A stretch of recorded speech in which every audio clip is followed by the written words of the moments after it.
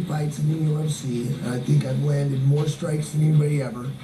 Now, boss, if you ever seen one of my fights, that means I've probably absorbed the most You strikes brought it. for sure. You've always brought it. Everybody enjoyed watching you fight. So, That's a guarantee. you know, and the bottom line is, you know, these kids are getting better every day, man. Yeah. I mean, the kids that are coming out today are so amazing. I mean, my last couple of fights, I'd almost rather fight an older vet with that big name than a new up-and-coming hungry kid, because, you know, there's the days of starting training at MMA after your wrestling career in your 30s are over. You know, the days of guys training into or competing into their mid 40s, I think, are coming to an end too. You know, and you know, it's going to be just like baseball or basketball or any other sport, where if you didn't start when you were 5 years old, you're not going to be able to make it to, you know. And I'll be honest, you know, I've always been, you know, if you're not growing, you're dying, you know. Yeah.